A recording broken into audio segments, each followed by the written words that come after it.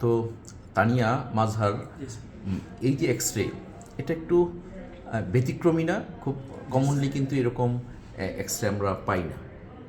তো উনি উনি যেন কতদিন খেলো টিবির ওষুধ? 5 মাস।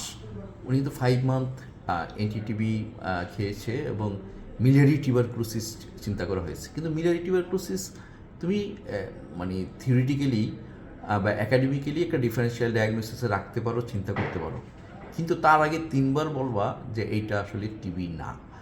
তো কি বলবো, দিস ইজ এটা আসলে কি একটা স্টোনি অ্যাপিয়ারেন্স, তাই না? স্টোনি অ্যাপিয়ারেন্স, কোনো একদম পাথরের মতো লাগতেছে।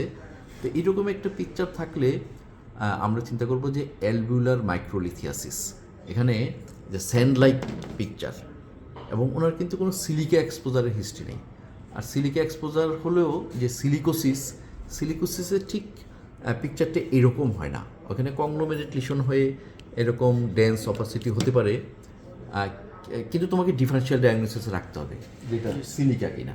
তো সিলিকোসিস বা হাইপার ক্যালসিমিয়ার জন্য ক্যালসিয়াম ডিপোজিশন হয়ে এই স্যান্ড লাইক বা স্টোন লাইক অ্যাপিয়ারেন্স, সেটাও তোমার ডিফারেন্সিয়াল ডায়াগনোসিসে আসবে, কিন্তু প্রথমে না।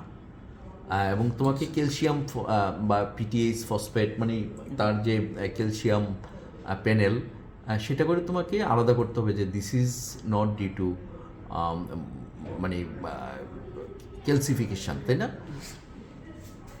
তো পেশেন্টের আবার কোলেডোকোলিথিয়াসিস আছে, তার গল ব্লাডার স্টোন আছে, পেটে পাথর না।